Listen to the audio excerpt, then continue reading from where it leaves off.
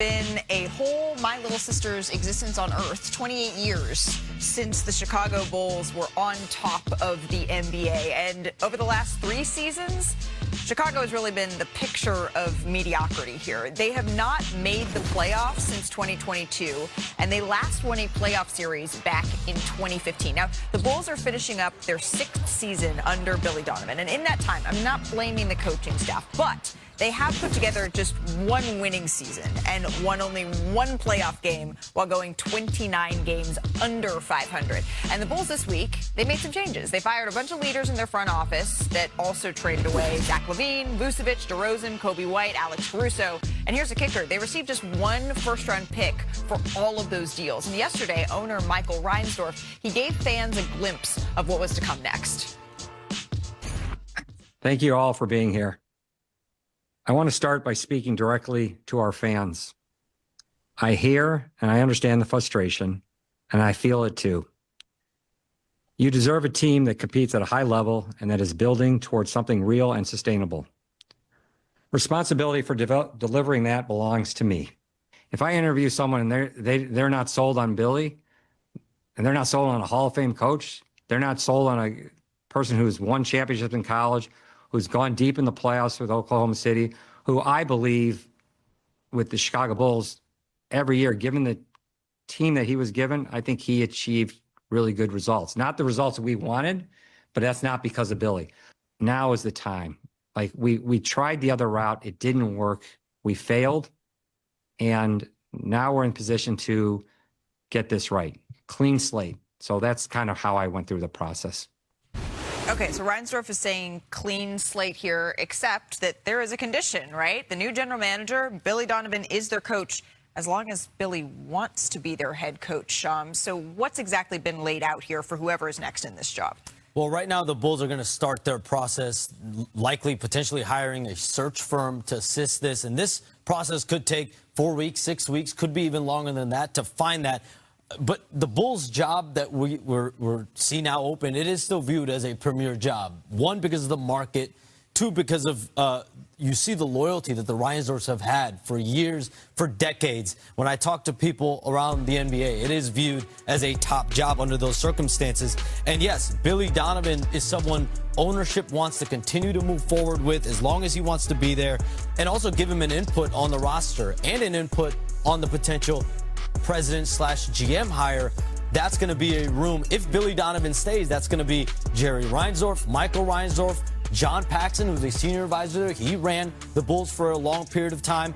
And Billy Donovan, if he stays, that's kind of your core group to decide the next head of basketball operations. This is a team with 7 first-round picks moving forward. They've got ample cap space. So they are well positioned here in that market to turn this around. And Chicago, despite the product on the court the last couple of years, Chicago is still a city that NBA players historically have wanted to live in. But, Shams, you said a couple of times, if Billy Donovan wants to stay. Does he? What have you heard, Brian? Well, you know, I think a couple years ago when the Thunder started this exact same process, they were moving to a different situation. Billy didn't want to be there. Billy didn't want to be a part of the rebuild, and he asked out of his contract. The Thunder let him out of his contract, and he immediately went to a team that was more ready to compete, which was the Bulls. So the question is, this is going to be a rebuild. We see the agony that coaches are going through on a nightly basis who are going through rebuilds. I get why somebody wouldn't want to do that. I think it is interesting that Michael Reinsdorf basically, he even intimated that Billy could be the team president if he wanted to be. I don't expect that.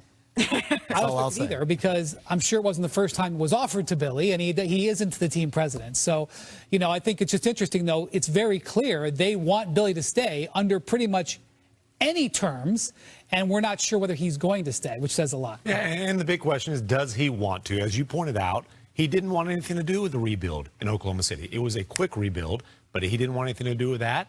And are the Bulls committing to a rebuild? What is the path they're taking here? Yeah, I mean, that's obviously going to be the direction of the next general manager, the next president. But, like, Billy Donovan, especially under this job market that we're going to see with several openings over the next few weeks, you know, is there a job that Billy Donovan wants elsewhere? Does he want to say? These are all the questions that he's going to have to answer. But I do expect Billy Donovan, the Reinsdorfs, all to sit down come Monday when the Bull season's over, Monday, Tuesday when the Bull season's over. And I would expect a quick decision for Billy Donovan. everyone that knows him knows how much he cares about the organization and how professional he wants to handle it as well. So we expect at some point over the next week or so, there's going to be a resolution on Billy Donovan one way or another here, Shams? No question. Okay, no question. There's a lot of questions for Chicago, but one that we know here, whoever is tapped to lead next, right, we know it has to come from one source. Don't take my word for it. Isn't that true, Michael? I mean, if Shams didn't report it, then it obviously didn't happen. If Shams didn't report it, Obviously. it did not happen. Obviously. If you didn't know, now you know. And this comes just a day after Shams reported that there could be some real change coming through Cream City in Milwaukee. Yesterday, before their game in Brooklyn, Doc Rivers, he was asked about his own future, how long he plans to coach. Again, all in the wake of the future of Milwaukee really sharpening into focus over the last couple of days. Take a listen to Doc. I have 7 grandkids now, and they're all 8 years and under. And it kills me every time I miss Grandparents' Day with each one of them in school. And it's probably time to go see them more. So I'll let you figure out the rest. All right, so we hear what Doc says, but what is the reality of what the future could look like for Doc Rivers? Malika, there are $11 million worth of reasons why this situation with Doc Rivers is not going to end in retirement. It's not going to end with him moving away, stepping away. This $11 million, why he is not just going to forfeit that in a retirement. Nor would I. Anyway, Peanuts over here. I'll take Wendy as my financial advisor. And so $11 million of reasons You know why what? I want to hire you too now, Brian. drag out. After I heard that Getting sage $11 advice. million is the hard Yeah, part. Windhurst is over here. Victor Wembanyama, he needs to play just 20 more minutes in one of the Spurs' last 3 games in order to qualify for postseason awards. He has been ruled out of tonight's contest against the Portland Trail Blazers. So we were going to have to wait to see more of Victor Wembanyama on the floor here. And that is the news in the NBA. But elsewhere in the sports world, hello, friends. It is Masters Week on ESPN. The Par 3, it's underway, and we're in the spirit. Even in the green jacket. But on the green, we have one Mr. Brian Windhurst putting. It's a tradition unlike any other. And I will tell you that this is not the cleanest putting green I've ever seen, nor is this the best ball. But when you've been around the game as long as I have, I just want you to know I didn't practice that. He did not practice that. I'm sorry. No, there's no chance of me actually hitting another one. This belongs to you now. Thank you. I could fit into that maybe in 6 months after I died. Okay. I would like to say that I was offered by the wonderful producers. They said to me, who would you like to be in your foursome? And would I want any of you in my dream foursome? I'm guessing. The answer